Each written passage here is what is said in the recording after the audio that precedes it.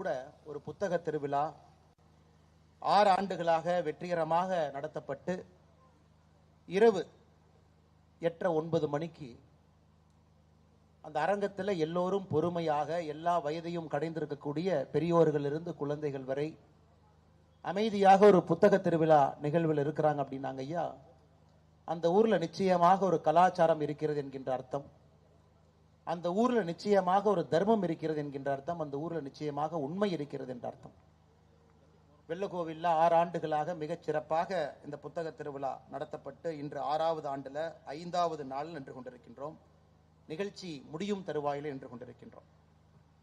இந்த 5 நாட்கள்ல நல்லவர்கள், வல்லவர்கள், முக்கியமானவர்கள், இந்த மாவட்டத்தினுடைய ஆட்சியரிலிருந்து, சார்பு நீதிமன்றத்தினுடைய நீதிபதியிலிருந்து, நான் பெரிதும் வணங்கக்கூடிய ஐயா தமிழருவி மணியன் அவர்களிலிருந்து ஆரம்பித்து அக்கா சுமதி ஸ்ரீ அவர்கள், மதிப்புக்குரிய அண்ணன் எஸ் வைகை செல்வன் அவர்கள், மதிப்புக்குரிய அமைச்சர் அண்ணன் மூபே சாமிநாதன் அவர்கள், தேவி பாரதி அக்கா அவர்கள், மேடையில் எனக்கு முன்பு பேசிவிட்டு அமர்ந்திருக்கக்கூடிய ஜெயா டிவி பட்டிமன்றத்தினுடைய பேச்சாளர், பெருந்துறையை சார்ந்திருக்கக்கூடிய அண்ணன் ரவிக்குமார் அவர்கள், அவர்களோடு எத்தனையோ ஆற்றல் மிகுந்த மனிதர்கள் எல்லோரும் இந்த 5 நாட்கள்ல இந்த மேடை அலங்கரித்துக் கொண்டிருக்கின்றார்கள்.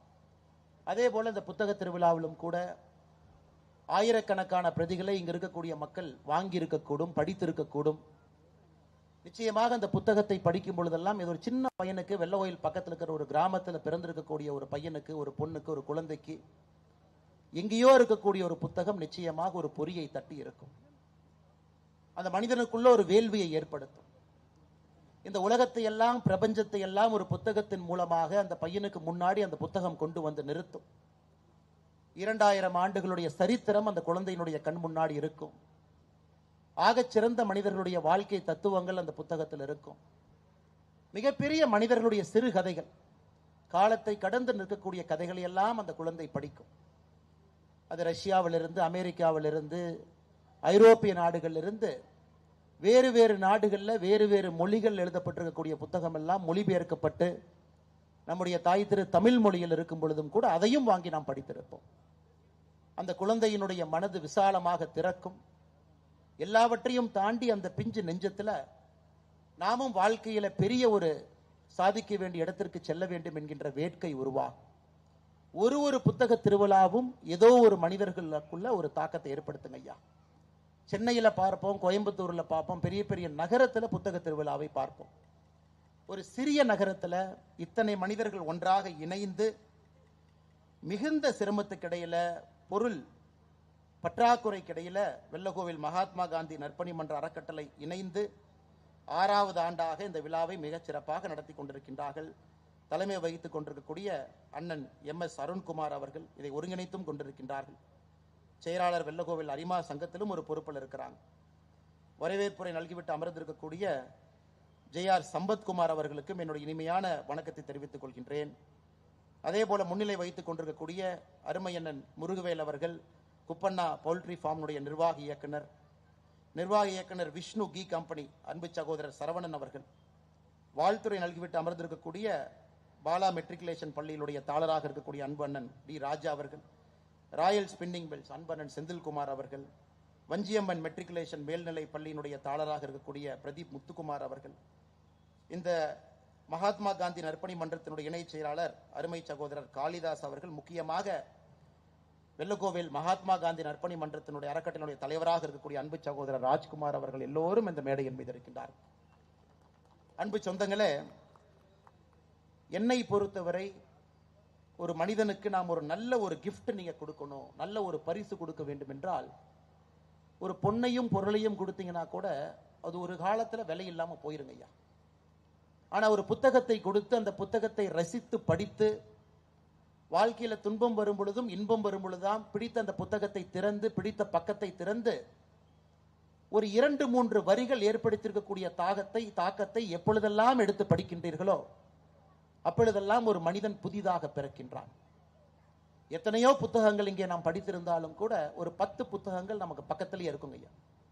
கஷ்டமான நேரத்தில் திறந்து படிப்போம்.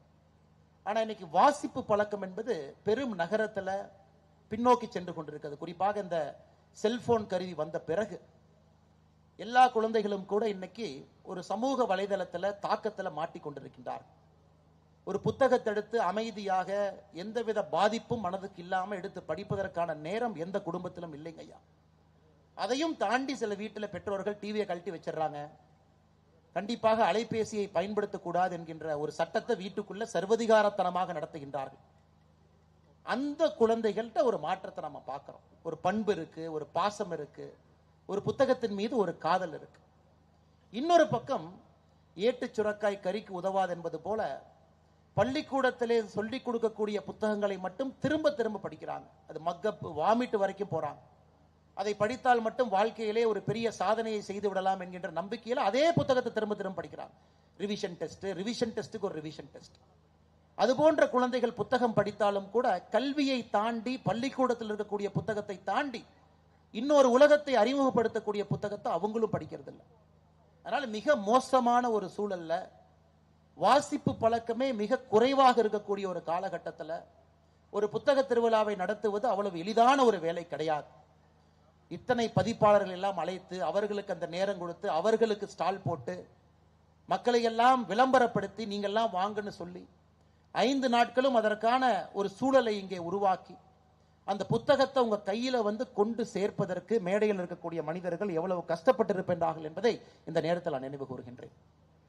ஏற்கனவே சொன்னது போல வெள்ளகோவில்ல 8:30 மணிக்கு கடைசி நாள்ல இத்தனை பேர் உட்கார்ந்து இருக்கிறீங்கன்னா அது ஒரு சாதாரண ஊர் கிடையாது. இங்கே நான் என்னுடைய ஆரம்ப பள்ளி நான் படித்த ஊர். என்னுடைய எல்கேஜி யூகேஜி என்கின்ற ஆரம்ப கல்வியை வெள்ளகோவில்ல படித்த ஒரு மனிதன் நான். இந்த மண்ணில் உங்களை போல எனக்கும் ஒரு சிறிய சொந்தம் இருக்கிறது. முழு சொந்தம் உங்களுக்கு இருப்பதை போல ஒரு சிறிய சொந்தம் எனக்கும் இருக்கிறது. ஆரம்பகால கல்வியை இங்கே கற்றேன். என்னுடைய மாமாவினுடைய ஊர், என்னுடைய அம்மாச்சியினுடைய ஊர், இங்கிருந்து அருகாமையில் இருக்கக்கூடிய ஊர். கிட்டத்தட்ட அங்கேயே தங்கி படித்து ஒரு பஸ்ல இங்கே டவுன் பஸ்ல இங்கே இங்க ஜஸ்ட் இங்கிருந்து ஒரு 2 கிலோமீட்டர் தூரத்தில் இருக்கக்கூடிய பள்ளியிலே படித்து விட்டு மறுபடியும் இங்கிருந்து அவங்களுடைய தோட்டத்திலே ஒரு 2-3 வருடங்கள் நான் வளர்ந்திருக்கின்றேன். ஸோ வெள்ளகோயில் பக்கத்தில் இருக்கக்கூடிய சிறிய சிறிய கிராமத்திலிருந்து வரக்கூடிய துடிப்புமிக்க இளைஞர்கள் ஒரு வேள்வியோடு எப்படி சாதிக்க வேண்டும் என்று காத்து கொண்டிருக்கின்றார்கள் என்பதையும் முழுமையாக அறிந்தவன் நான். அப்படிப்பட்ட அந்த விழாவுக்கு வந்திருப்பது என்னுடைய பெரிய ஒரு பாகியமாக இந்த அற்புதமான மாலை நேரத்தில் எத்தனையோ சொந்தங்களை, நண்பர்களை, உறவினர்களை, உற்றோர்களை, சான்றோர்களை, அறிஞர்களை, பெரியோர்களை, தாய்மார்களை, சகோதர சகோதரிகளை ஒரே இடத்துல பார்ப்பது என்னுடைய வாழ்க்கையினுடைய பாகியமாகவும் நான் கருதுகின்றேன். அன்பு சொந்தங்களை, எனக்கு தலைப்பு கொடுத்திருக்கின்றார்கள் அச்சம் தவிர என்கின்ற ஒரு தலைப்பு. எல்லா நாளுமே பேச்சாளர்கள் பேசிக்கிட்டே வர்றாங்க. ஐயா, அச்சம் இல்லாமல் ஒரு வாழ்க்கையை வாழ முடியுமா அப்படின்னு கேட்டீங்கன்னா நிச்சயமாக முடியாது. அச்சமே இல்லாமல் ஒரு வாழ்க்கையை வாழ்ந்தால் அந்த மனிதன் ஒரு முட்டாளாக மட்டும்தான் இருப்பான். ஒரு கரண்டை போய் தொட்டிங்கனாலும் அது ஷாக் அடிக்கும். எதற்கும் நான் பயப்பட மாட்டேன் என்று சொல்லி யாரும் போய் ஒரு கரண்ட்டை தொட முடியாதுங்க ஐயா. ரோட்ல ஒரு பஸ் போனா கூட அந்த ஸ்பீடை பார்த்து தான் ரோட்டையே கடக்கிறோம். வேகமா போகணும், பஸ்ஸை மேல அடிச்சாலும் ஒன்னும் ஆகாது என்று நினைத்தாலும் கூட நமக்கு பிரச்சனை தான். அச்சம் என்பது வாழ்க்கையில நிச்சயமாக அது இருக்கணும். அச்சம் இருக்கக்கூடிய வாழ்க்கை என்பது பல இடத்துல நமக்கு நாமே பாதுகாப்பான ஒரு வளையத்தை உருவாக்கி வாழ்க்கையை வாழ ஆரம்பிப்போம். ஆனால் அச்சம் என்பது வாழ்க்கையாக மாறும் பொழுதுதான் பிரச்சனை ஆரம்பிக்கிறது. அச்சமே என்னுடைய வாழ்க்கை, எதை கண்டாலும் பயம், எதற்கெடுத்தாலும் பயம். பயம் என்கின்ற ஒரே ஒரு வார்த்தை என்னுடைய வாழ்க்கையில எந்த ஒரு வேலையும் செய்ய விடாம என்னை ஒரு நடைப்பிணமாக வைத்திருக்கிறது என்று சில பேர் நினைச்சா அது உண்மைதாங்க ஐயா. இத பயம் என்கின்ற ஒற்றை வார்த்தை எத்தனையோ மனிதர்கள் பிறக்கும் பொழுது ஆண்டவன் அவர்களுக்கு எந்த உயரத்திற்கு செல்ல வேண்டும் என்கின்ற கட்டளையோடு இந்த பூமிக்கு அனுப்பினார்களோ அந்த உயரத்திற்கு நிறைய மனிதர்கள் செல்லாததற்கு ஒற்றை காரணம் உள்ளத்தில் இருக்கக்கூடிய அதிகப்படியான பயம். சோ அச்சம் தவிர என்கின்ற வார்த்தையை நான் எப்படி பார்க்கிறேன் ஐயா, தேவையில்லாத அச்சத்தை தவிர்க்க வேண்டியதாக நான் பார்க்கின்றேன். தேவையான அச்சம் என்பது நம்முடைய வாழ்க்கையில அடுத்த கட்டம் செல்வதற்கு நிச்சயமாக நமக்கு உதவும். அதில் எந்த மாற்று கருத்தும் இல்லைங்க. இன்னைக்கு உலகத்துல எல்லா இடத்துலையும் திரும்பி பார்க்கிறோம், சாதனை செய்தவர்களை பார்க்கிறோம். எத்தனையோ இடத்துல நாம் ஆங்கிலத்தில் ஒரே வார்த்தையில ரிஸ்க்னு சொல்லிட்டு போறோங்க ஐயா. ஒரே வார்த்தையில அவர்களுடைய பிறந்திருக்கக்கூடிய சூழலை தாண்டி காலை இன்னும் அதிகமாக எடுத்து வைத்தார்கள். அகலக்கால் வச்சவங்க செத்து போனவங்க நிறைய இருக்கிறாங்க, அகலக்கால் வச்சவங்க ஜெயிச்சவங்க நிறைய இருக்கிறாங்க. அகலக்கால் வைத்ததால் ஒரு மனிதன் சாதித்தான் என்பது எங்கேயுமே பார்க்க முடியாதுங்க ஐயா. சாதிச்சிருக்கிறாங்க, அதே அளவுக்கு மனிதர்கள் வீழ்ந்திருக்கின்றார்கள். இரண்டையும் நான் பார்க்கின்றோம். ஆனால் அந்த கால்குலேட்டட் ரிஸ்க் என்கின்ற வார்த்தையை பயன்படுத்துறோம். அந்த அகலக்காலை வைக்கும் பொழுது தீர்க்கமாக ஆராய்ந்து யோசித்து ஒரு முறைக்கு 2 முறை இன்னும் ஆழமாக நாம் சரியான பாதையில போறோமா, இந்த நேரத்தில் அந்த முடிவு எடுக்கணுமா, நம்முடைய பொருளாதார சூழல் அதற்கு இடம் கொடுக்குமா, நாம் வளர்கின்ற சூழல் அதுக்கு இடம் கொடுக்குமான்னு ஒரு முறைக்கு 2 முறை யோசித்து காலை வைக்கக்கூடியவர்களை கால்குலேட்டர் ரிஸ்க் யோசித்து காலை வைத்தார்கள் என்று சொல்வோம். அதுல எண்ணற்ற மனிதர்கள் வாழ்க்கையிலே சாதித்திருக்கின்றார்கள், பெரிய பெரிய உயரத்துக்கு வந்திருக்கின்றார்கள். குறிப்பாக சிறு சிறு கிராமத்திலிருந்து யாராலும் நம்ம வர்றோமோங்க ஐயா, நமக்கு பிகினர்ஸ் டிஸ்அட்வான்டேஜ் என்கின்ற வார்த்தை இருக்கு. ஒரு நகரத்தில் பிறக்கக்கூடிய ஒரு குழந்தைக்கும் எங்கேயோ ஒரு மலையில ஒரு காட்டு பகுதியில் பிறக்கக்கூடிய ஒரு குழந்தைக்கும் நிச்சயமாக ஆரம்பத்தில் ஒரு பிரச்சனை இருக்கும். அந்த குழந்தை 100 மீட்டர் ரேஸ்ல ஓடும் பொழுது 80 மீட்டர்ல இருந்து ஆரம்பிப்பாங்க. ஆனா ஒரு கிராமப்புறத்திலிருந்து வரக்கூடிய குழந்தை 100 மீட்டர் ரேஸ் ஓடும் பொழுது 100வது மீட்டர்ல இருந்து ஆரம்பிப்பாங்க. ஸோ எங்கேயோ பிறந்த ஒரு குழந்தைக்கு சூழல் ஒரு வாய்ப்பை ஏற்படுத்தி கொடுக்கிறது. என் மருத்துவமனையில் எங்க பிறக்கிறோமோ மருத்துவமனையிலேயே அந்த சூழல் ஆரம்பிக்கிறது. எத்தனையோ இடத்துல குழந்தைகள் பிறக்கும் பொழுது இறக்கின்றார்கள். ஆனா நாம எந்த இடத்துல குழந்தை பிறக்கும் பொழுது இறக்கின்றார்கள் அப்படின்னு ஒரு கணக்கெடுத்து பார்த்தீங்கன்னா, எந்த மருத்துவமனையில வசதி இல்லையோ, எங்கே வசதி வாய்ப்பு இல்லாத இடத்துல ஒரு குழந்தை பிறத்திருக்கின்றார்களோ அங்கிருந்து வாழ்க்கையில பிரச்சனை ஆரம்பிக்கிறது. அதன் பிறகு படிக்கக்கூடிய பள்ளிக்கூடம், அதன் பிறகு அந்த பள்ளிக்கூடத்தில் நமக்கு கிடைக்கக்கூடிய சூழல், குடும்பத்தில் நமக்கு கிடைக்கக்கூடிய சூழல். ஆனால் குறிப்பாக இந்த கிராமப்புறத்திலிருந்து வரக்கூடிய எத்தனையோ குழந்தைகள் வாழ்க்கையில அதிகப்படியாக அவங்க ரிஸ்க் எடுக்கிறாங்க.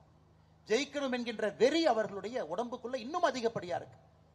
அவர்களுக்கு அச்சம் தவிர் என்கின்ற ஒரு வார்த்தையை வைத்து குறிப்பாக வெள்ளகோவையில் அது பேச வேண்டும் என்பது என்னுடைய ஆசை. ஐயா, ஒரு குருவி கூட சிக்கமங்களூர்ல நான் காவல்துறை கண்காணிப்பாளராக இருந்த பொழுது எங்களுடைய வீட்டுக்கு பின்பகுதியில் ஒரு புறா கூடு வச்சிருந்ததுங்க ஐயா. நான் தினமும் ஆபீஸ் போறதுக்கு முன்னாடி அந்த கூட்டை வந்து பார்ப்பேன். அந்த புறா ஒரு முட்டையிட்டு அது ஒரு சின்ன குஞ்சா இருந்தது. எனக்கு ஆரம்பத்தில் பெரிய ஆசை, எனக்கு தெரியாத காரணத்தினால அந்த குஞ்சு இருக்குதே, ரொம்ப கஷ்டப்படுதே, நாம் அந்த குஞ்சுக்கு ஏதாச்சும் செய்ய வேண்டும் என்று இந்த புறா நகரத்தில் நம்முடைய வீட்டில் கூடு கட்டி இருக்கு. இந்த புறாக்கு எங்க போனா இறை கிடைக்க போகிறது, நம்முடைய வீட்டில் இருக்கேன்னு நான் வீட்டில இருந்து 2 சோளமோ 2 அரிசியோ டெய்லியும் கொண்டே வச்சுட்டு போவாங்க ஐயா. முதல்ல புறாவுக்கு வச்சேன். புறா அதை சாப்பிடும், கூட்டுக்குள்ள போய் கக்கும். அந்த குழந்தை அந்த அரிசியோ அந்த குழந்தை அவங்க தாய் கக்கக்கூடிய ஒரு உணவை சாப்பிடும். கொஞ்ச நாளைக்கு அப்புறம் இன்னும் யோசிச்சு, எதற்கு நேராக தாய் மூலமாக குழந்தைக்கு கொடுக்கணும், நேரடியாக கூட்டு பக்கத்திலே வச்சிடலாமே, அந்த புறாவினுடைய குஞ்சு நேரடியாக சாப்பிட வேண்டும் என்று வைக்க ஆரம்பிச்சு. ஒரு 15-20 நாட்கள் கழித்து ஒரு நாள் பார்த்தங்க, அந்த குஞ்சு கீழே விழுந்து இறந்து கிடந்தது. பெரிய ஒரு மனதில் ஒரு அதிர்ச்சி. நாம் தவறு செய்து விட்டோமோ, நாம் அந்த இறை வச்சனாலதான் அந்த குஞ்சு செத்து போச்சு அப்படின்னு சொல்லிட்டு நான் ஆழ்ந்து பார்த்தங்க ஐயா. அந்த குஞ்சு வழக்கமாக இருக்கின்ற புறா குஞ்சை விட இன்னும் கொஞ்சம் பருத்தமா இன்னும் பெருசா இருந்துச்சு. இன்னும் உடம்பு வெயிட்ல பாத்தீங்கன்னா ஐயா கொஞ்சம் பெருசா இருந்துச்சு. அப்ப நான் பார்த்தேன், ஓ, இந்த குஞ்சுக்கு நாம் இறை வைத்ததுதான் தவறாகிவிட்டது. இந்த குஞ்சு நன்றாக இருக்க வேண்டும் என்ற இறை வைத்தோம், அதனால் அந்த குஞ்சு நிறைய சாப்பிட்டுச்சு. அந்த வயசுல அந்த குஞ்சு பறக்க வேண்டும் என்றால் உடல் எடை குறைவாக இருக்க வேண்டும், அது இயற்கையினுடைய நியதி. ஆனா இயற்கையினுடைய நியதிக்கு எதிராக நான் இறை வைத்தனால் அந்த குஞ்சு வளர்ந்து விட்டது, இன்னும் வெயிட் இருக்கிறனால பறக்க முடியல. பறக்க முயற்சி பண்ணிச்சு, கீழே விழுந்து இறந்துருச்சு. அப்ப வெட்டரி டாக்டர்கிட்ட கேட்ட, அவர் சொன்னார், ஐயா, வாழ்க்கையில் நாம் செய்யக்கூடிய பெரிய தவறு, ஒரு மனிதனுக்கு நாம் பாராட்டி சீராட்டி வளர்க்கும் பொழுது எல்லா விஷயத்தையும் நாம் எடுத்து கொடுக்கும் பொழுது அந்த மனிதனுக்கு வயிற்றிலே பசி என்கின்ற வார்த்தை தெரியாது, புரியாது, அறியாது. அந்த குழந்தைக்கு தயவு செய்து முழு வயிறுக்கு நான் ஊட்டி வரோன்னு ஊட்டி விடாதீங்க ஐயா. எங்கே ஒரு வேள்வி வருகிறது, எங்கே ஒரு தவம் தெரிகிறது, எங்க பயத்தை எல்லாம் தாண்டி ஒரு குழந்தை சாதிக்கிறது என்றால் அந்த குழந்தைக்கு வயிற்றுல ஏதோ ஒரு இடத்துல கொஞ்சம் இடைவெளி இருக்க வேண்டும். அங்கேதான் பயம் என்கின்ற வார்த்தையும் கூட அந்த வயிறு அதை அப்படியே கரைச்சு சாப்பிட்டுருது. அடுத்த முறை எங்கள் வீட்டில் மறுபடியும் 6 மாதம் கழித்து மறுபடியும் அதே புறா, மறுபடியும் ஒரு முட்டை. இந்த முறை எல்லாத்துக்கிட்டையும் சொன்ன, யாருமே பக்கத்துல போயிடாதீங்க, பக்கத்துல யாருமே போகக்கூடாது, அந்த தாய் தன்னுடைய குழந்தையை பார்த்து கொள்ளட்டும் என்று. அந்த புறா குஞ்சு, நாங்கள் எதையும் செய்யவில்லை, ஒரு 20 நாள்ல தாயும் குஞ்சும் 2 பேரும் பறந்து போய்விட்டார்கள். எதுக்காக இதை சொல்றாங்க ஐயா? அச்சம் பயம் எங்கே வரும் என்றால், வாழ்க்கையில எல்லாமே நமக்கு சில இடத்துல கிடைக்கும் பொழுது அச்சமும் பயமும் தானாக நமக்கு வரும். காரணம், எந்த பொருளையும் நாம் கடினப்பட்டு ரோட்டில் நின்று வேர்வையோடு ஈட்டி பெறவில்லை. நமக்காக யாரோ படைத்து விட்டு சென்று விட்டான். அச்சம் பயம் என்பதை பார்க்காமல் வளர்ந்திருக்கின்றோம். திடீரென்று ஒரு புதிய விஷயத்தை பார்க்கும் பொழுது அச்சம் பயம் வரும். இந்த அச்சம் தவிர் என்கின்ற வார்த்தையினுடைய அடிப்படை, ஒரு குழந்தை வளர்ப்புல பிறப்புல ஒரு தந்தை தாய், அது மிருகங்கள் இருக்கக்கூடிய அவர்களுடைய உலகமாக இருக்கட்டும், நம்முடைய உலகமாக இருக்கட்டும், ஒரு குழந்தை வளர்ப்புல அந்த குழந்தைக்கு நாம் சொல்லிக் கொடுக்கக்கூடிய விதத்துல இந்த உலகத்தை அந்த குழந்தை எப்படி பார்க்க வேண்டும் என்கின்ற அந்த தூண்டுதல்ல எத்தனையோ அச்சத்தை நம்மால் நீக்க முடியுங்க ஐயா. ஆனா அந்த குழந்தைக்கு அதிகமாக சுகங்களை கொடுத்து அந்த குழந்தையை வளர்த்தெடுக்கும் பொழுது நிச்சயமாக அச்சம் என்பது உள்ளே வந்துவிடும். அவங்க வாழ்க்கையில் எதுவுமே ஒரு லெவலுக்கு மேல செய்ய மாட்டாங்க ஐயா. அதனாலதான் ஃபார்ச்சூன் 500 நிறுவனம், உலகத்தில் இருக்கக்கூடிய 500 பெரிய நிறுவனத்தை ஃபார்ச்சூன் 500 என்று சொல்லுவோம். ஃபார்ச்சூன் மேகசின்ல புத்தகத்தில் 500 நிறுவனங்களை வருடத்திற்கு பட்டிடுவார்கள். 1920 அந்த ஃபார்ச்சூன் மேகசின்ல வந்திருக்கக்கூடிய 500 நிறுவனத்துல 2025 வெறும் 4 மட்டும்தான் பாக்கி இருக்குதுங்க ஐயா. அப்ப 1920 500 பெரிய கம்பெனிகள் இந்த உலகத்துல யார் இருந்தாங்களோ, இன்னைக்கு அந்த 500ல 4 மட்டும்தான் இருக்கின்றார்கள். 496 கம்பெனி காணாம போயிருச்சுங்க ஐயா. 2025 இருக்கக்கூடிய உலகத்தினுடைய 500 பெரிய கம்பெனி, அதுல 300 கம்பெனி 1990 பிறக்கவே இல்லைங்க ஐயா. 200 கம்பெனி 2000 பிறக்கவே இல்லை. புதியவர்கள், வலிமையானவர்கள், கஷ்டத்தை பார்த்தவர்கள், ஒரு தலைமுறை நிறுவனம் நடத்தி, இரண்டாவது தலைமுறை நிறுவனம் நடத்தி, மூன்றாவது தலைமுறைக்குள் எட்டி பார்க்கும் பொழுது அவர்களால் அச்சத்தை தவிர்க்க முடியவில்லை. காரணம், முதல் தலைமுறையில ஒரு போட்டியாளனுக்கும் மூன்றாவது தலைமுறையில் வரக்கூடிய ஒரு போட்டியாளனுக்கும் ஒரு வித்தியாசம் இருக்கிறது. அதனால் நம்முடைய குழந்தைகள், குறிப்பாக இந்த கிராமப்புறத்தில் வந்திருக்கக்கூடிய குழந்தைகளை, ஒரு 100 மீட்டர் ரேஸ்ல ஏற்கனவே நான் சொன்னங்க ஐயா, 80 மீட்டர்ல நகரத்திலிருந்து வரக்கூடிய குழந்தைகள் ஆரம்பித்தாலும், 100 மீட்டர்ல கிராமப்புறத்திலிருந்து வரக்கூடிய குழந்தைகள் ஆரம்பித்தாலும், இந்த கிராமப்புற குழந்தைகள் 100 மீட்டரை முடிக்கும் அளவுக்கு அவர்களுக்கு மன உறுதி இருக்கிறது. ஆனா 80 மீட்டர்ல ஒரு நகர குழந்தை ஆரம்பித்தாலும் அந்த 80 மீட்டர் முடிக்கக்கூடிய மன வலிமை அவங்களுக்கு இல்லை. அதனால் நிச்சயமாக கிராமப்புறத்தில் வரக்கூடிய குழந்தைகளுக்கு இயற்கையாகவே ஒரு சூழல் உருவாகி இருக்கிறது. அதையெல்லாம் தாண்டிங்க ஐயா, நீங்க நல்லா பாருங்க, அந்த மிருகத்தினுடைய வாழ்க்கையில ஒரு குஞ்சு அந்த காலம் வந்த பிறகு பறக்கவில்லை என்றால் தாய் தன்னுடைய மூக்கை வைத்து அந்த குஞ்சை தள்ளிவிடும். அந்த தாய்க்கு தெரியும் இந்த நேரத்துக்கு இந்த குஞ்சு பறக்கணும்.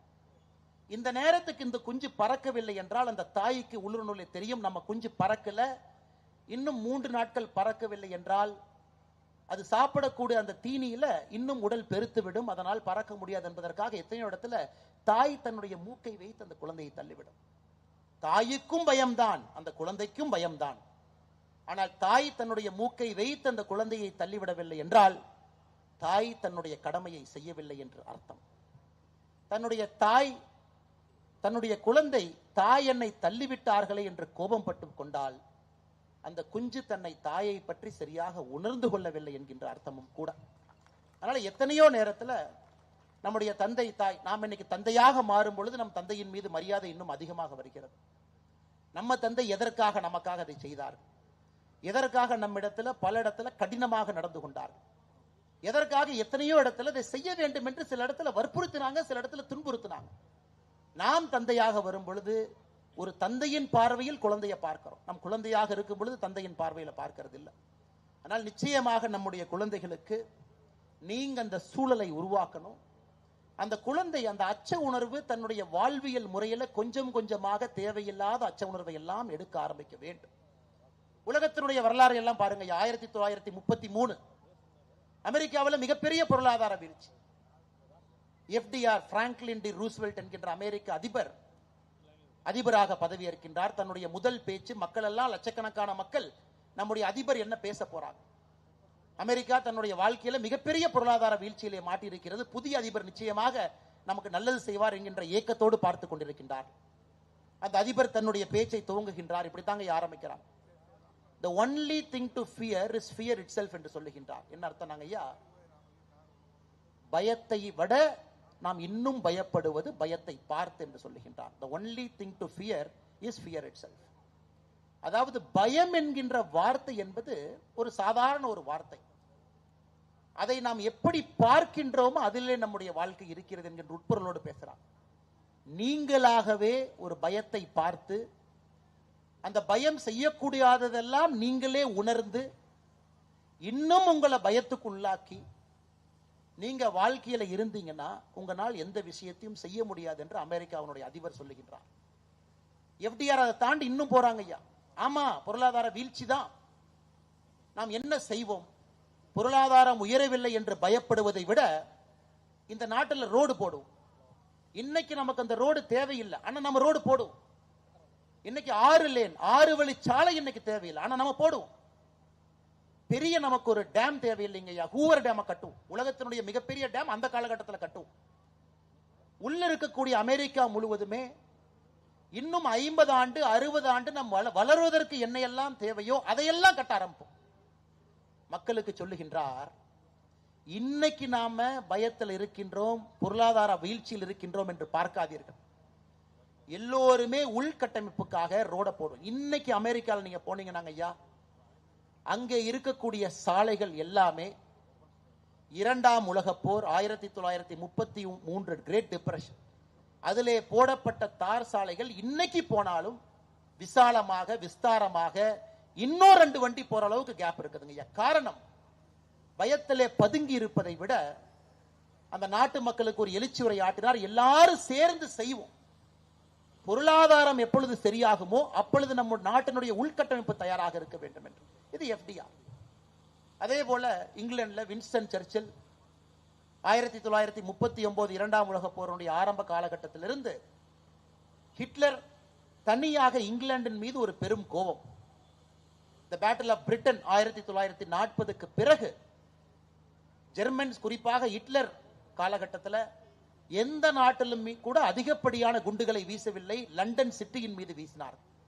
பதுங்கு குழியில தான் எல்லாமே இருந்தாங்க ஐயா, இன்க்ளூடிங் வின்ஸ்டன் சர்ச்சில். அன்னைக்கு இங்கிலாந்தினுடைய பிரதம மந்திரியாக இருக்கிறவரும் பதுங்கு குழியில தான் இருந்தார். பதுங்கு குழியிலிருந்து ரேடியோல பேசுவார். தினமும் மக்கள்கிட்ட ரேடியோல பேசுவார். மக்கள்கிட்ட ஒண்ணே தான் சொல்லுவாங்க, ஐயா நாளை காலை சரியாக இருக்கும் என்று நான் சொல்லவில்லை, ஆனால் இதிலே நமக்கு சண்டை போடுவதை தவிர வேறு வழி இல்லை என்பதை நான் சொல்லுகின்றேன். நம்ம எல்லா இடத்துலயும் சண்டை போடுவோம். வீட்டுக்குள்ள இன்னைக்கு பதுங்கி இருக்கின்றோம். we shall fight on the beach அப்படிங்கிறார். நம்ம கடற்கரை ஓரத்துல போய் சண்டை போடுவோம். எங்கே தேவைப்பட்டாலும் சண்டை போடுவோம். சண்டை போடுவதை தவிர நமக்கு வழி இல்லை. வின்ஸ்டன் சர்ச்சில் வானொலி மூலமாக பேசி பேசி பேசி அந்த மக்களை உணர்ச்சிக்குள்ளாக்கி அவர்களுக்குள்ள ஒரு பெரிய தாக்கத்தை ஏற்படுத்தி தைரியமாக நிற்க ஆரம்பித்து பேட்டில் ஆஃப் நார்மாண்டி ஒரு சின்ன ஒரு சண்டையில பிரான்சினுடைய கடற்கரை ஓரத்தில் யுத்தத்தினுடைய போக்கு திருப்பமாக ஆரம்பித்தது. அதன் பிறகு சரித்திரம் இங்கிலாந்துடைய பக்கம் வந்துச்சுங்க. 1945க்கு பிறகு பாருங்க, அச்சம் என்பது நிச்சயமாக தேவையில்லாத அச்சம் தவிர்க்கப்பட வேண்டும். தலைமை பண்பு இருக்கக்கூடிய தலைவர்கள், வீட்டில் இருக்கக்கூடிய பெற்றோர்கள், பெரியவர்கள், குறிப்பாக ஆசிரியர்கள் ஒரு குழந்தைக்கும் எடுத்து சொல்லி அந்த அச்சத்தை எப்படி தவிர்ப்பது, அடுத்த கட்டம் எப்படி செல்வது என்று சொல்லும் பொழுது அந்த எஃப்டிஆர் சொல்லாரு பாருங்க, the only thing to fear is fear itself. பயத்தை விட அதிகமாக பயப்படுவது பயத்தை பார்த்து. பயத்துக்கே அந்த பிரச்சனை இல்லை, ஆனா பயத்தினால இது எல்லாம் உருவாகும் என்று பயப்படுகின்றோம் இல்லைங்களா, அது பயத்தை விட கொடியது என்று சொல்லுகின்றார். இது ஐயன் திருவள்ளுவர் அவர்களும் 428வது குறள்ல அவரு இதை தொடர்றார். பயம் இருக்கணும், நீ பயம் இல்லை என்று வேலை செய்தால் அது பேதமையாயிரும். ஆனா எந்த பயம் இருக்க வேண்டும், எந்த பயம் இருக்கக்கூடாது என்பதை உணர்ந்து செயல்பட்டீங்கன்னா நீங்க வெற்றி அடைவீங்க. திருவள்ளுவர் அவர்கள் இன்னொரு காலகட்டத்தில் சொல்றாங்க. அன்பு சொந்தங்களே, நம்முடைய நாடு இன்னைக்கு ஒரு மிகப்பெரிய ஒரு முக்கியமான தருணத்தில் நின்று கொண்டிருக்கின்றோம். அதிக காலம் இல்லைங்க ஐயா, நமக்கு இன்னும் 35 ஆண்டுகள் இருந்து 40 ஆண்டுகள் மட்டும்தான் இந்த நாடு வளர்ச்சி பாதையில் இருக்கும். அதன் பிறகு இந்த நாட்டில் வயதானவர்களுடைய எண்ணிக்கை அதிகமாக இருக்கு. இன்னைக்கு சராசரி வயது 29-30 இருக்கிறோங்க ஐயா. சைனாவுடைய சராசரி வயது 41. 30 ஆண்டு காலம் சைனா வளர்ந்துட்டான். நாம இன்னைக்கு 20-30 இருக்கும், 29-30 இருக்கும். இன்னும் 35 ஆண்டுகள் கழித்து 2060 வரும் பொழுது நம்முடைய சராசரி வயது 47க்கு போயிருங்க ஐயா. அதன் பிறகு வீழ்ச்சி அடைய ஆரம்பிப்போம். காரணம், மக்கள் குழந்தை பெற்றுக்க மாட்டாங்க. ஒரு தாய் ஒரு குழந்தை அல்லது எத்தனையோ படித்த பெண்கள் குழந்தை வேண்டாம் என்று முடிவெடுத்து விடுவார்கள். எப்படி ஜப்பான் பார்த்தீங்கன்னா ஒரு ஆண்டுமே அங்கே குழந்தை பெற்றுக்கொள்வர்கள் குறைந்து கொண்டிருக்கின்றார்கள். ஜப்பானுடைய மக்கள் தொகை கீழே வருது. சைனா முதல் முறையாக கடந்த ஆண்டு சைனாவுடைய மக்கள் தொகை போன ஆண்டு குறைந்தது 2 மில்லியன் 20 லட்சம். 2023 விட 2024 சீனாவில் 20 லட்சம் பேர் மக்கள் தொகையில வீழ்ந்திருக்கின்றார். இன்னும் சைனா கீழே போக ஆரம்பிச்சிருச்சுங்க மக்கள் தொகையில. நமக்கு இன்னும் 30 ஆண்டுகள் மட்டும்தான் இளமையான ஒரு நாடாக இருப்போம். 2060 வரும் பொழுது 47 வயசு சராசரியாக ஆகிரும். ஐயா, மக்கள் வயது அதிகமாகும் பொழுது நாட்டில் என்னங்க ஐயா பிரச்சனைனா, அத்தனை வயது இருக்கவங்களை அந்த நாடு பார்த்துக்கணும், பென்ஷன் கொடுக்கணும், அவங்களுக்கு நல்ல மருத்துவ வசதி கொடுக்கணும், அவங்களுக்கு பிரச்சனை இல்லாம கடைசி காலகட்ட வாழ்க்கையை பாற்றுக்கொள்ள வேண்டிய கடமை அரசுக்கு இருக்கு. ஆனா நாடு இளமையாக இருந்தால் எல்லாரும் சம்பாதிப்பாங்க, நாட்டுக்கு வரி கட்டுவாங்க, நாட்டினுடைய வருமானம் உயரும். அதை வைத்து எத்தனையோ வேலைகளை அந்த நாட்டுக்குள்ள செய்யலாம்.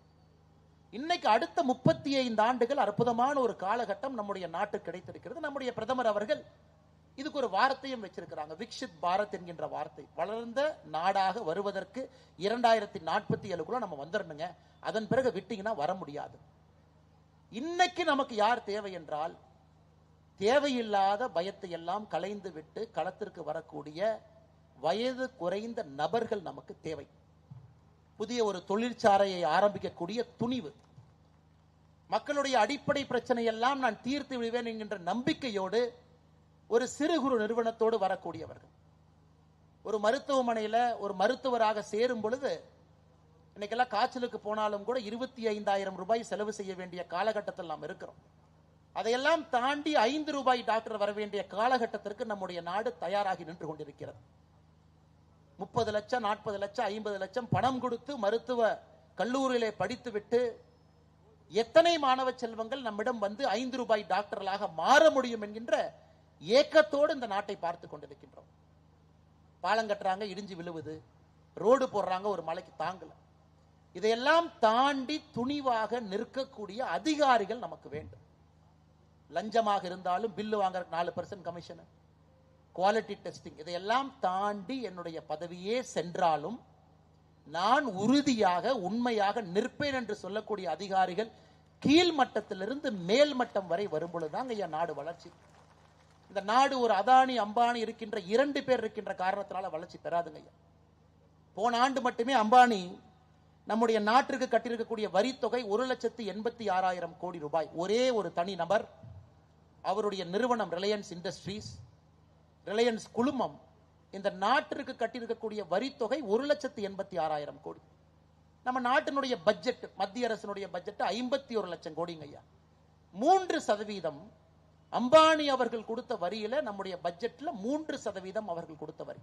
ஒரு அம்பானி நாட்டில் போன ஆண்டு அதானி கட்டிய வரி 95,000 கோடி. 1,85,000 அம்பானி, 95,000 கோடி அதானி. இவங்க 2 பேர்த்தையும் சேர்த்து பார்த்தீங்கன்னா ஐயா கிட்டத்தட்ட 2,81,000 கோடி ரூபாய். நம்ம பட்ஜெட்ல 5% அவர்கள். இன்னைக்கு நாம் நன்றாக யோசிக்க வேண்டும். இவ்வளவு பெரிய நாடு, 144 கோடி பேர் இருக்கக்கூடிய நாடு, இன்னும் 30 ஆண்டுகள் மட்டும்தான் நமக்கு அந்த இளமையான பருவம் இருக்கக்கூடிய ஒரு நாடு. எத்தனை இளைஞர்கள் நமக்கு வேணும் யோசிச்சுப்பார். எத்தனை பெயர் சின்ன சின்ன சின்ன நிறுவனங்களை ஆரம்பிக்க வேண்டும் என்று யோசிச்சுப்பார். எத்தனை பெயர் லட்சக்கணக்கான கோடிக்கணக்கான வேலை வாய்ப்பை உருவாக்க வேண்டும் என்று யோசிச்சுப்பார். எத்தனை தரமான மருத்துவர்கள், அடித்தட்டு மருத்துவம் பார்க்கக்கூடியவர்கள் வேண்டும் என்று யோசிச்சுப்பார். எத்தனை நல்ல அரசு அதிகாரிகள், group 4, group 3, group 2, group 1, IAS, all India service, எங்கே இருந்தாலும் கூட நெஞ்சுரத்தோடு நேர்மையோடு நிற்கக்கூடிய அதிகாரிகள் எத்தனை பேரும் யோசிச்சுப்பார். இது திரும்ப 2060 கிடைச்சா வேஸ்ட்டுங்க ஐயா. ஒரு மனிதன் வலிமையாக இருக்கும் பொழுது மட்டும்தாங்க ஐயா வெயிட் தூக்க முடியும். 60 வயசு ஆனதுக்கு அப்புறம் ஜிம்முக்கு போய் வெயிட் தூக்கி பிரயோஜனம் இல்லைங்க ஐயா. இன்னைக்கு இந்தியாவை பொறுத்தவரை 2025 2060 வரை 35 ஆண்டுகள் இந்த சுமையை சுமக்கக்கூடிய போராளிகள் அந்த களத்தில் நமக்கு தேவைப்படுகின்றார்கள். காரணம், அவர்கள் வந்துவிட்டால் 7 தலைமுறையாக இருக்கக்கூடிய அந்த வறட்சி, 7 தலைமுறையாக நம்மை பீடையை போல் பிடித்துக் கொண்டிருக்கக்கூடிய ஏழை என்கின்ற வார்த்தையை நம்முடைய தலைமுறையில் அதை அகற்றிவிடலாம். வறட்சி என்கின்ற வார்த்தை அகற்றிவிடலாம், ஏழ்மை என்கின்ற வார்த்தை அகற்றிவிடலாம். அதற்கு நல்ல மனிதர்கள் தேவை. பாரதி எப்ப சொல்றான் பாருங்க ஐயா, வாழ்ந்தது ரொம்ப குறைவுதான், 39 ஆண்டுகள். 1881 பிறந்தாங்க, வெறும் 39 ஆண்டுகள் மட்டும்தான். அப்பவே சொல்றாரு, அச்சமில்லை அச்சமில்லை அச்சமில்லை, உச்சி மீது வானிருந்து விழுகின்ற போதிலும் அச்சம் இல்லையே, பிச்சை எடுத்து சாப்பிட்டாலும் எனக்கு அச்சம் இல்லையே, எங்கிட்ட இருக்கிற பொருளை எல்லாம் எடுத்துட்டு என்னை ஒண்ணுமில்லாம நீ செஞ்சாலும் அச்சம் இல்லையே, நீ எனக்கு என்னதான் செஞ்சாலும் எனக்கு அச்சம் என்கின்ற வார்த்தை என்னுள் இல்லை என்பதை மகாகவி பாரதி 39 வயசுல சுதந்திர இந்தியா கிடைக்குமா என்று தெரியாதுங்க ஐயா. அவர் வாழ்ந்த காலகட்டம், இறந்த காலகட்டத்தில் மகாகவி பாரதிக்கு சுதந்திரம் கிடைக்குமானே தெரியாது. அப்பயே பாடிட்டார், ஆடுவோமே பல்ல பாடுவோமே ஆனந்த சுதந்திரம் அடைந்து விட்டோம் என்று பாடுவோம். அவர் பாடி 28 ஆண்டுகள் கிடைத்தது, சுதந்திரமே கிடைச்சது. ஆனாலும் மகாகவி பாரதியினுடைய மனம் என்பது அச்சத்தை எல்லாம் தாண்டி நிற்கக்கூடிய ஒரு மனம். எல்லாத்தையும் தாண்டி நின்றாருங்க, எல்லாத்தையும் தாண்டி நின்றார். மக்களுக்கு இந்த வேள்வியை ஊட்டினார். பயந்தீங்கன்னா எந்த வேலையும் நடக்காது, பயப்படாம நின்று களத்தில் ஆடுங்கள் என்று சொன்னவர். இன்னும் கொஞ்சம் பின்னாடி போங்க, 1857 இருந்து தான் நம்முடைய சுதந்திரத்திற்கான துவக்கூரை எழுதுறோம். First war of Indian independence, சிப்பாய் மியூட்னிங்கிற வார்த்தையெல்லாம் பயன்படுத்துறதுக்கு முன்னாடியே வாங்க. கொஞ்சம் வீரன் அழகுமுத்து கோனை யோசிச்சு பாருங்க, அவர் வாழ்ந்த காலகட்டம் எப்பன்னு யோசிச்சு பாருங்க. வீரன் அழகுமுத்து கோன் 1857க்கே 100 ஆண்டுகளுக்கு முன்னாடி வாழ்ந்தவர். பீரிங்கி முனையிலே நிற்க வைத்து அவரை சுட்டு அவருடைய உடம்பை சின்ன பின்னமாக சிதறடித்த பொழுதும் கூட தைரியமாக நின்றவர் வீரன் அழகுமுத்துக்கோன். நம்முடைய சரித்திரத்தில் அதை படிக்கணும் ஐயா. அவருக்கும் தெரியாது எப்ப சுதந்திரம் கிடைக்கும் என்று. அவர் இறந்த பிறகு இன்னும் 300 ஆண்டுகள் கழித்து நமக்கு சுதந்திரம் கிடைச்சு, 200 ஆண்டுகள் கழித்து. மருது சகோதரர்கள், அந்த வார்த்தையை நீங்க படிக்கணுங்க ஐயா. ஜம்பு பிரகடனம் 1801 ஸ்ரீரங்கம் கோயில்ல போய் ஒட்டிடுறார். ஜம்பு பிரகடனம் என்கின்ற வார்த்தையை ஒட்டிட்டு வந்துடுறார். அதை எல்லா மக்கள் எல்லாம் போய் படிங்கிறார். அதை மட்டும் உங்களுக்கு படித்து காட்ட வேண்டும் என்று விரும்புகின்றேன்.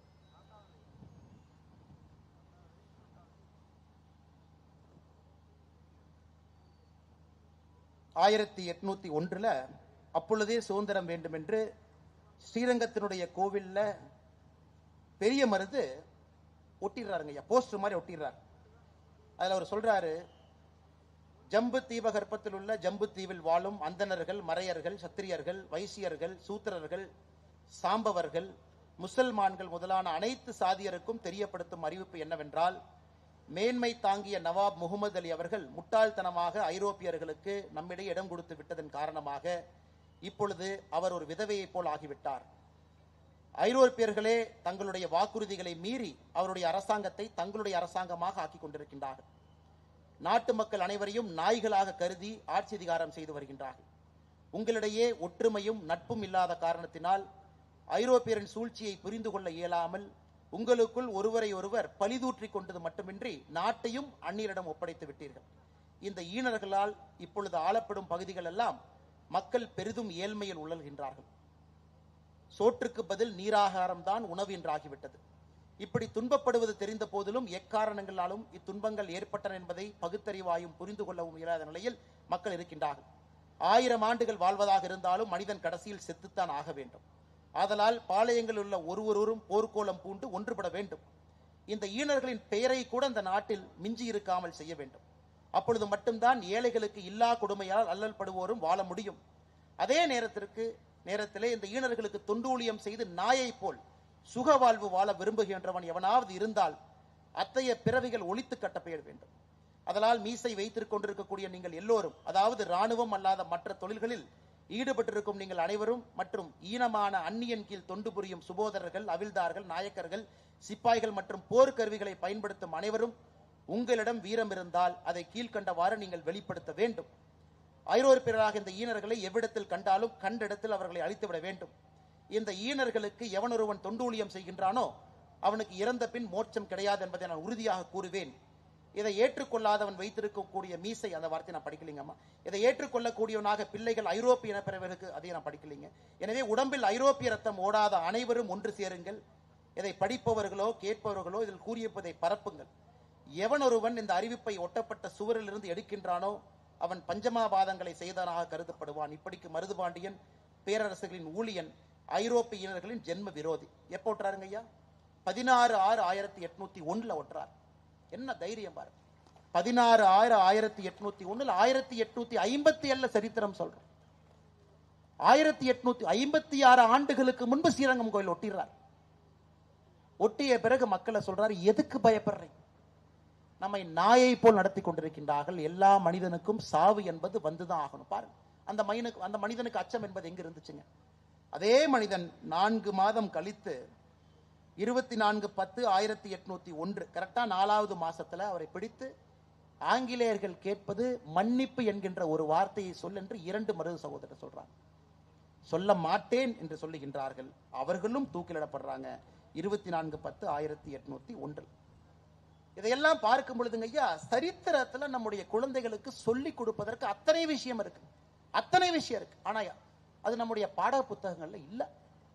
நம்முடைய குழந்தைகளுக்கு ஏதுவாக சொல்லிக் கொடுக்கும் அளவுக்கு சரித்திரத்தை நமக்கும் யாரும் சரியாக சொல்லல. அதையெல்லாம் நம்முடைய குழந்தைகளுக்கு சொல்லிக் கொடுத்து, அச்சம் இருக்கட்டும், ஆனால் அச்சத்தை எல்லாம் தாண்டி தேவையில்லாத அச்சத்தை எல்லாம் நீக்கி அந்த குழந்தை வாழ முடியும், வாழ வேண்டும் என்கின்ற ஒரு நல்ல ஒரு காரணத்தை நீங்கள் நிச்சயமாக அவர்களுக்கு வாழ்விலே உருவாக்க வேண்டும் என்பது என்னுடைய அன்பான வேண்டுகோள். அதையெல்லாம் தாண்டிங்க ஐயா, 2 விதத்தில் அந்த அச்சத்தை போக்கலாம். இன்னைக்கு பார்த்தீங்கன்னா எல்லா பறவைகளும் மழை வரும் பொழுது ஓடி ஒளிஞ்சுக்கும், கூட்டை தேடி அங்கங்கே போகும். மழை வரும் பொழுது எந்த பறவையும் வராது. ஆனா நல்லா உத்து பார்த்தீங்கன்னா ஒரு பறவை மட்டும் மழை வரும் பொழுது வெளியே வரும். அது எவ்வளவு பெரிய சூறாவளி காற்றாக இருந்தாலும் எதிர்த்து பறக்கும். அதையெல்லாம் தாண்டி மழை கனமாக வரும் பொழுது மேகத்திற்கு மேல போயிடும். அது கழுகுங்க ஐயா.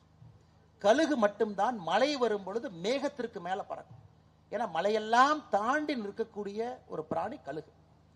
இன்னொரு இடத்துல ஒரு அச்சத்தை பார்த்து பயப்படுவதை விட இன்னும் அதிகமாக படிக்க படிக்க அந்த பொருளை தெரிந்து கொள்வதன் மூலமாக, இன்னும் ஆழமான கருத்துக்களை ஆணித்தரமாக உணர்ந்து கொள்வதன் மூலமாக பயத்தை போக்க முடியும் என்பதற்கு கழுகு ஒரு அற்புதமான ஒரு பிராணி.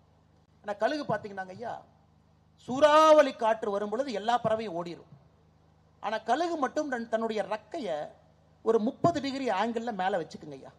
அந்த சூறாவளி காற்று அடிக்கும் பொழுது நேரா கழுகு பறக்கும் பொழுது ரக்கை 30 டிகிரியில் இருக்கும். அப்ப அந்த சூறாவளி காற்று கழுகு கீழே வந்து கழுகு மேல தூக்கி விடும். சோ கழுகு தன்னுடைய அறிவை வைத்து எதை பார்த்து பயப்படணுமோ அதை வைத்தே இன்னும் உயரத்திற்கு பறப்பதற்கு அந்த சூறாவளி காற்றை கழுகு பயன்படுத்தி கொள்ளும். ஆனால் கழுகு போல எத்தனையோ இடத்துல ஒரு பயத்தை பார்த்து நாம் ஒதுங்காமல் அந்த பயத்தை இன்னும் ஆழமாக, எதற்காக நாம் பயப்படுகின்றோம் என்பதை இன்னும் அனுபவமாக உணர்ந்து அதே பயத்தை நமக்கு சாதகமாக பயன்படுத்த முடியும் என்பதற்கு கழுகு ஒரு அற்புதமான ஒரு உதாரணம். மலை மேகத்திற்கு மேல பறக்கும், ரக்கையில எங்கேயும் கூட மலை துளிப்படாது. அதுவும் கழுகிடமிருந்து நாம் கற்றுக்கொள்ள வேண்டும். அதனால எல்லாரும் போய் கரண்டை தொடுங்கன்னு நாம சொல்ல, கரண்டை தொடும் பொழுது கையில் ஒரு கிளவுஸ் போட்டுக்கிட்டு கரண்டை தொடுங்கன்னு சொல்றோம். அதே கரண்டை தொடும் பொழுது விஞ்ஞான பூர்வமாக 2 கம்பியும் கொடுத்து பிடிச்சு எர்த்தாகாம சர்க்கியூட் ஆகாம ஒன்றை மட்டும் பிடிச்சு தொங்குங்க, கரண்ட் அடிக்காதுங்கிறதையும் சொல்லிக் கொடுக்கணும். ஆனால் நிச்சயமாக நம்முடைய குழந்தைகளுக்கு பயத்தை பற்றி சொல்லிக் கொடுக்க வேண்டிய கட்டாயம் நமக்கு இருக்கு. அதே நேரத்தில் அதை விஞ்ஞான பூர்வமாக இன்னும் ஆழமாக அதை பார்த்து அதை அனுபவபூர்வமாக உணர்ந்து அதே பயத்தை தனக்கு சாதகமாக பயன்படுத்தி கொண்டு மேலே வர வேண்டும். இன்னொன்னுங்க ஐயா, இந்த பயத்துல இன்னொரு முக்கியமானது பொறுமை. இதை கடைசியாக இதையும் ஒரு 2 வார்த்தை சொல்ல வேண்டும் என்பது என்னுடைய ஆசை. ஹிட்லர் திரும்பவும் பார்த்தீங்கன்னா ஜெர்மன் படைகள் ரஷ்யாவை நோக்கி போறாங்க ஐயா, மாஸ்கோவை பிடிக்கணும்.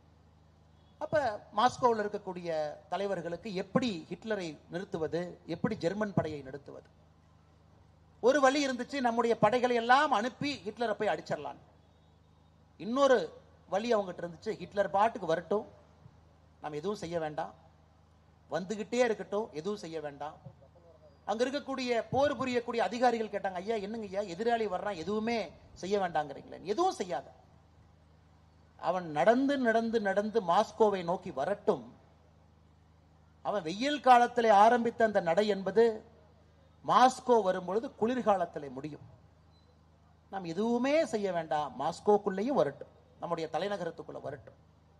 வந்த பிறகு குளிர்காலத்தில் உள்ளே வந்த பிறகு அந்த படைக்கு தேவையான எந்தவித கருவிகளையும் அவங்களால கொண்டு வர முடியாது, குளிர்காலத்தில் கொண்டு வர முடியாது.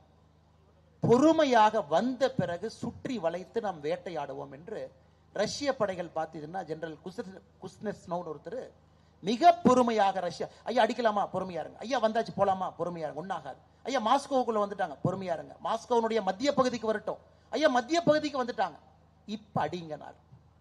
அதனால் எத்தனையோ நேரத்தில் ஐயா பயத்தை பார்த்து உடனடியாக ஒரு வேலையை செய்வதை விட பொறுமையாக அதை கையாள ஆரம்பித்தால் அதுவும் கூட நமக்கு வெற்றி கொடுக்கும்.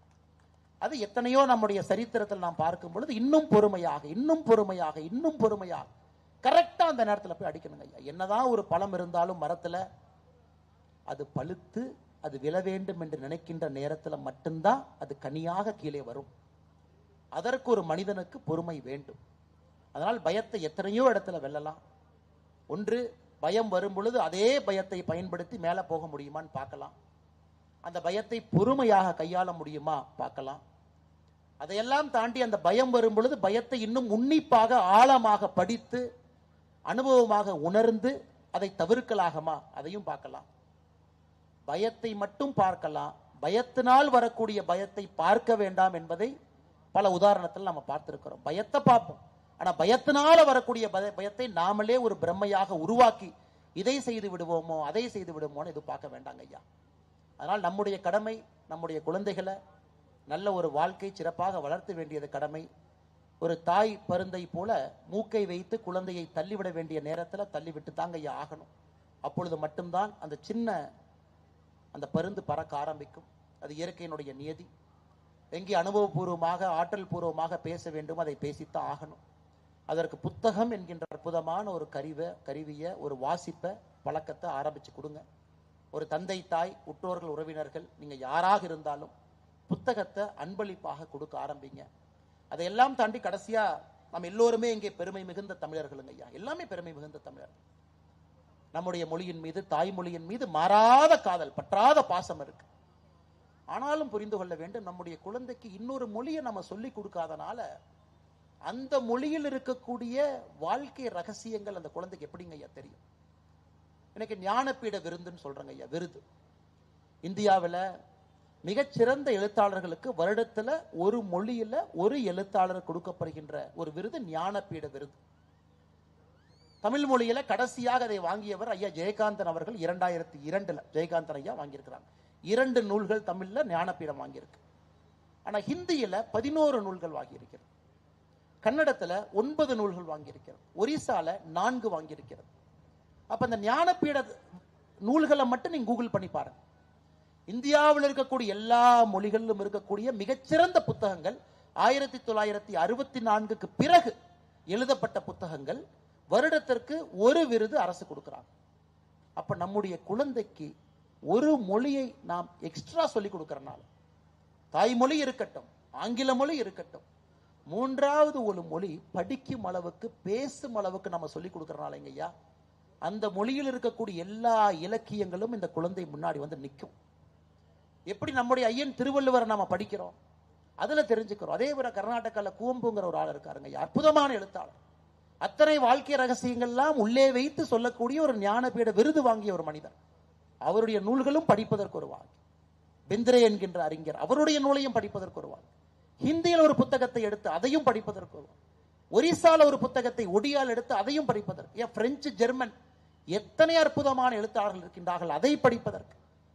அதனால் நிச்சயமாக புத்தகம் என்று வந்துவிட்டால் நம்முடைய மொழி என்பது தடையாக இருக்கக்கூடாது என்கின்ற அன்பான வேண்டுகோளையும் உங்களுக்கு வைக்கின்றேன்.